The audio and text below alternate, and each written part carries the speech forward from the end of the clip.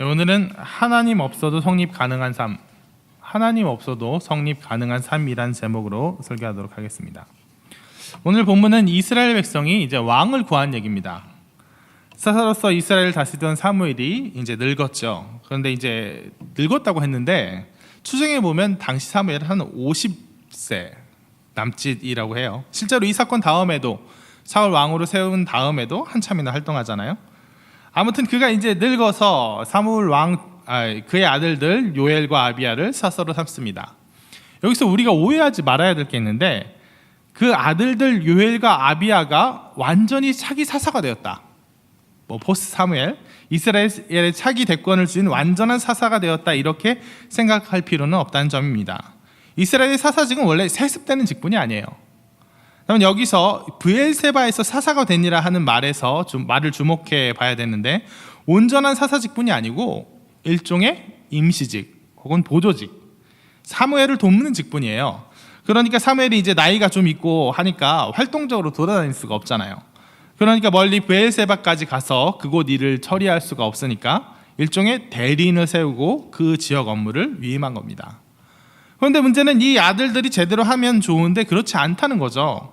자기 아버지의 행위를 따르지 아니하고 이익을 따라, 혹 어떤 버전에는 욕심을 따라 뇌물 받고 판결을 굽게 합니다. 그냥 비리도 아니고 재판은 사람 죽이고 살리고 하는 거잖아요. 여기서 뇌물을 받고 거짓 판결을 내렸으니까 얼마나 억울한 사람이 많이 생겼겠습니까? 그 지역 민심이 파르르 분노했을 겁니다.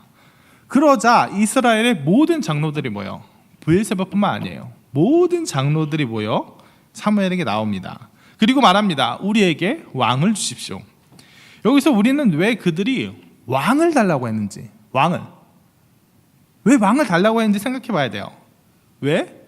새로운 사사를 주십시오, 새로운 지도자를 주십시오, 선지자를 주십시오가 아니고 왕을 달라고 했는지 생각해 봐야 됩니다. 이 본문을 그냥 얼른 읽으면 이렇게 생각할 수 있어요. 아니 그래, 저 사람들 말도 일리가 있다. 사무엘은 이제 늙었고 그 아들들은 썩었고 걱정될만 하네. 그 아들들이 이대로 사사가 되면 큰일 나겠다 싶으니까 다른 사람 주라고, 다른 왕을 주라고, 왕으로 바꿔달라고 하는 거 그래 하나님 싫어하셨다, 하나님 나를 버려 왕이 되지 못하게 함이니라 하니까 잘못은 잘못이겠지만 어떤 면에서는 이해가 가기도 한다, 이렇게 이해할 수 있어요. 그런데 이거는 잘못된 이해입니다. 한 가지 포인트를 짚자면 그들은 사무엘의 아들들이, 이 못난 사무엘의 아들들이 차기 사사가 돼서 이스라엘을 잘못 다스릴까 걱정을 한 게 아니에요. 앞에서 말했지만 사사직은 그렇게 세습된 직이 아니에요. 사무엘이 아들들을 삼은 것도 그냥 임시직, 보조직이라는 거예요. 사사의 권력이라는 건 애초부터 그렇게 세습되고 승계할 수 있는 성질의 것이 아니기 때문이에요. 사무엘이 하고 싶어도 불가능한 겁니다. 작은 결론을 먼저 말하면 그들은 반대로 사무엘의 아들들이 차기 사사가 될까봐가 아니라 차기 사사가 못 될까봐, 차기 사사가 없을까봐 그렇게 걱정했기 때문에 사무엘에게 몰려와서 왕을 요구했던 거예요. 자, 여러분, 사사직이라는 건요 그냥 왕하고 달라요. 대통령하고도 다르고 무슨 족장, 추장, 우두머리와 다릅니다. 사사의 직분은 그 권력을 뒷받침할 아무런 토대가 없어요. 그렇잖아요? 왕이라면 왕의 혈통이 있을 거고 선대왕으로부터 차차 권력을 물려받을 그 계승 작업들이 준비가 돼 있을 겁니다. 대통령은 선거에서 뽑히니까 거기서 권한이 나오고 그 자격과 권력의 승계가 다 제도화돼 있어요. 그 토대가 있단 말이에요. 근데 사사는 어떻죠? 사사는 그냥 밑도 끝도 없이 툭 튀어나오는 거예요. 어디서 갑자기 밑도 끝도 없이 되는 겁니다. 특히 이스라엘 세 번째 사사 삼갈, 이 삼갈이 아주 대표적인 예인데 성경에는 삼갈에 대해서 딱 한 구절 나와요. 에우토에는 아들 삼갈이 있어 소모는 막대기로 블레셋 사람 600명을 죽였고 그도 이스라엘을 구원하였더라. 뭐예요? 그냥 소몰던 애가 오늘 갑자기 하나님 부름을 받고 사사가 되어 능력을 떨치고 이스라엘을 구원하는 겁니다. 그리고 다스리는 거예요. 그러니까 뭐예요? 역설적으로 사사는 하나님의 특별한 인도하심과 능력이 나타나지 않으면 성립할 수 없는 직분인 거예요. 내가 이스라엘의 사사다 라고 했을 때 사람들이 그렇구나 하고 납득할 수 있을 만한 무언가, 특별한 능력이나 하나님이 세우셨다 하는 특별한 증거, 아니면 특별한 하나님께서 납득할 만한 상황들, 그래서 지금 사람들에게 막 사사가 필요하다고 해서, 혹은 뭐 아들들을 사사로 세우고 싶다고 해서 사람의 마음대로 일부러 세울 수가 없는 거예요. 누가 인정할 건데요? 뭘 보고 인정할 건데요? 그러니까 사사는 아주 특별한 직분이에요. 사사는 그들이 세우는 게 아니라 하나님의 인도대로 어느 순간 누가 되는 거예요. 근데 이게 참 들어보면 좋은 것 같지만, 그래, 하나님의 인정하신 특별한 직분, 그럼 되게 좋죠. 근데 당시 사람들에겐 이게 안 좋게 느껴졌어요.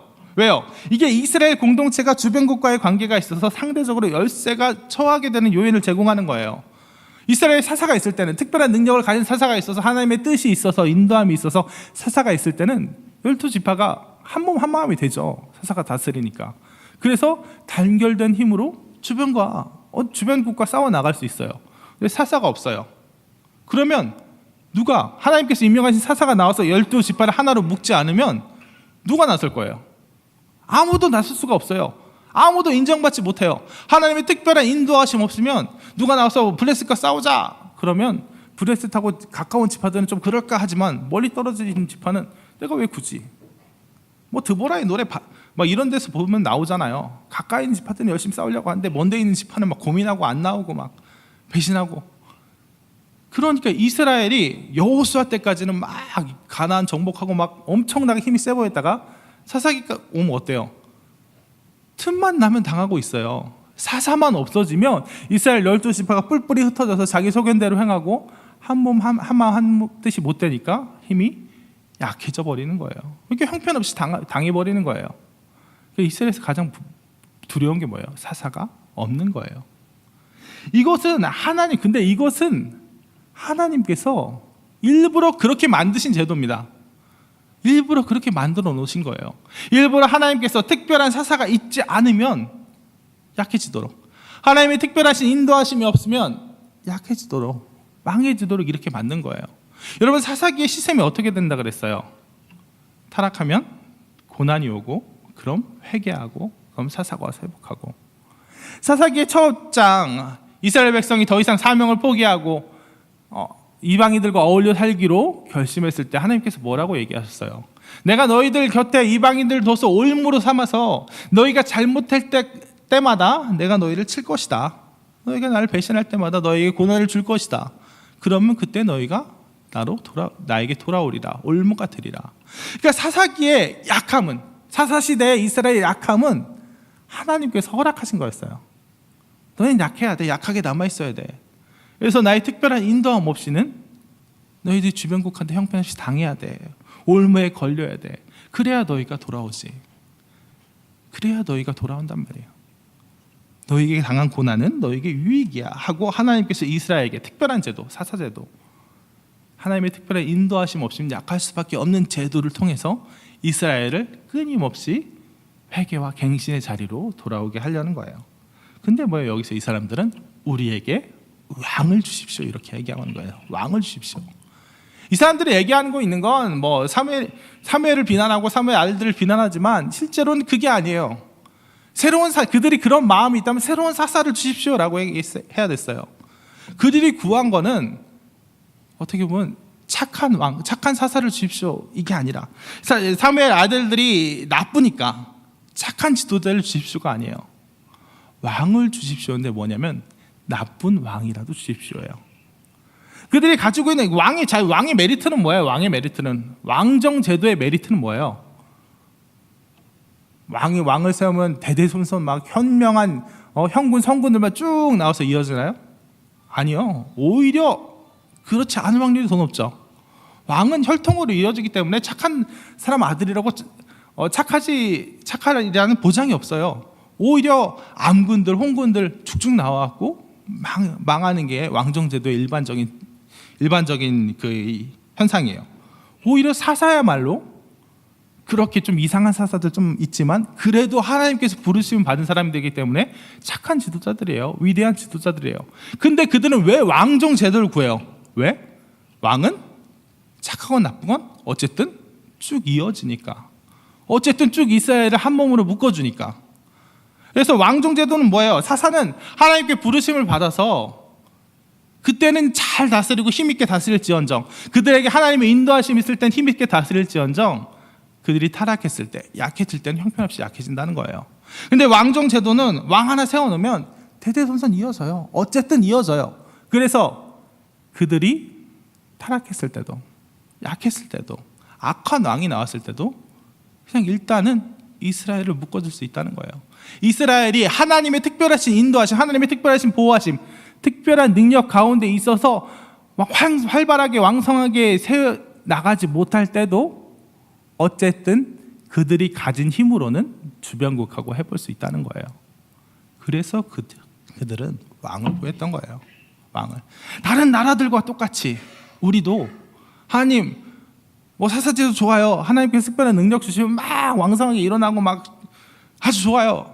근데 사사 없으면 우리가 우리 가진 힘도 제대로 못 써보잖아요. 우리 12지파가 가진 힘도 제대로 못 써보잖아요. 그래서 우리에게 왕을 주어서 다른 모든 나라들과 똑같이 예수 안 믿는 다른 사람들이 그냥 자기 힘대로 살아가는 그거와 똑같이 우리 힘이라도 써볼 수 있게 해주세요. 이 원리예요. 이 사람들이 요구하는 건 이 원리예요.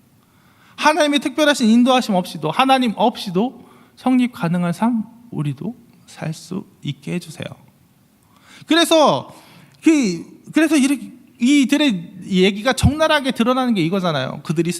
오늘 본문 그들이 왕을 구했습니다. 그래서 사무엘이 그들에게 경고하죠. 야, 왕정제도 그렇게 좋은 거 아니야. 왕 그렇게 좋은 사람들 아니야.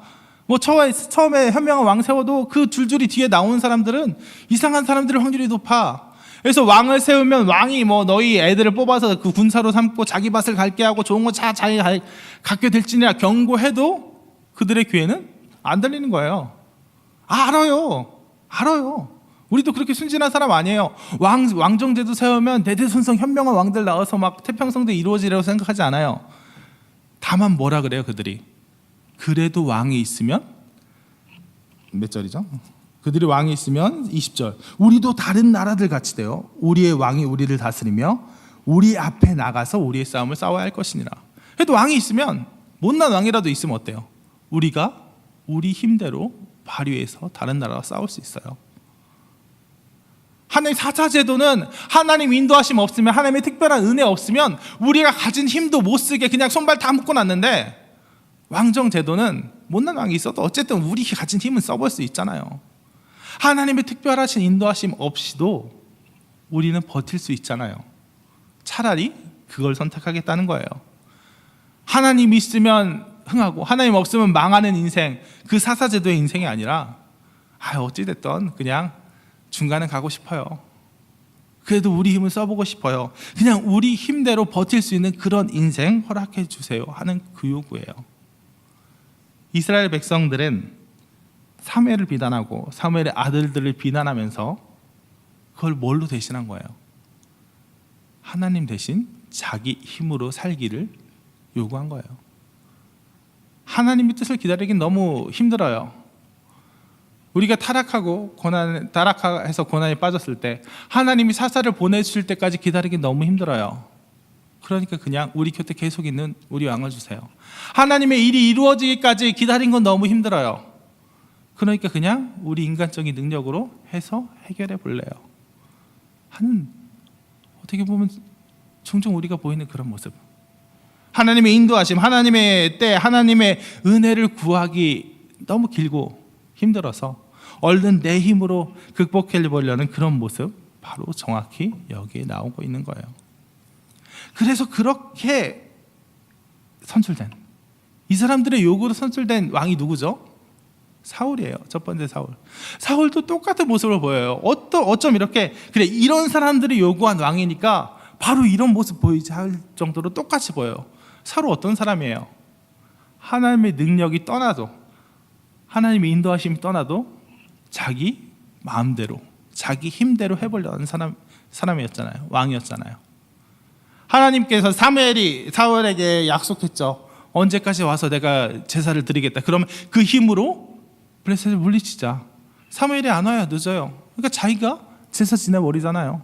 하나님의 능력이 임해야 되는데 안 임하니까, 내 생각에 늦는 것 같으니까 내 힘으로 대신해 버리잖아요. 하나님께서 그에게 경고해서 하나님의 잔이 거리를 떠났다, 다른 왕을 세울 거다 하면 하나님의 말에 수긍하고 그 자리를 물러나야 되는데 안 된다. 끝까지 붙들고 안 놓고 다윗이 그렇게 될 것 같으니까 다윗 핍박하고 죽이고, 쟤를 죽이면 어떻게든 핍박하고 죽이면 내가 계속 왕이 될 수 있겠지. 붙들고 안 물러섰잖아요. 이 사람들이 사울이야말로, 사울이랑 일종의 시행착오, 사울이랑 일종의 하나님의 뜻을 철저히 벗어난 그 왕이야말로 이 사람들이 원하는 이 사람들과 정확히 어울리는 왕이었어요. 하나님의 능력이 떠나도 가능한 삶, 그것이 바로 이 사람들이 원했던 것이라는 겁니다.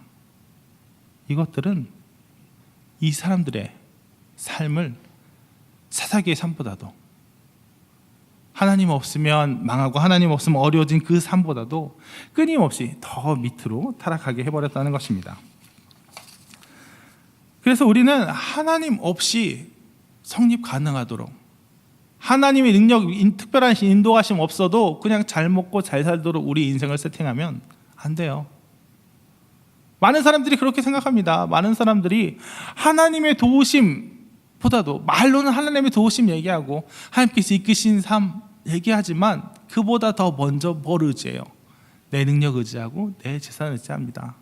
말로는 하나님께서 이끄시고 하나님께서 책임지시오 하지만 그보다 더 내 마음을 든든하게 하는 건 하나님이 내게 허락하신 통장 잔고고, 하나님이 내게 허락하신 그 직장, 하나님께 내게 허락하신 그 세력들이에요. 하지만 우리는 거기에 우리 마음을 두면 안 돼요. 거기에 우리 마음이 든든하면 안 돼요. 하나님 말고 다른 보장 가지고, 하나님 말고 다른 인도하심 가지고, 인도하시면 안 돼. 하나님의 인도하심 말고 다른 내 능력 가지고 내 삶을 꾸려나가면 안 돼요. 그거야말로 성 쌓는 인생, 탑 쌓는 인생. 하나님께서 흩어져라, 약해짐에 머물러라. 그래서 내 능력 없으면, 내 인도하심 없으면 당장 망하도록 나약해져라. 그래야만 너는 나를 붙들고 놓지 않을 거다 하는 그 뜻의 정면으로 배치되는 거예요. 그래서 우리는 끝없이 약해져야 된다는 거예요. 하나님의 인도하심 없으면 약해지도록.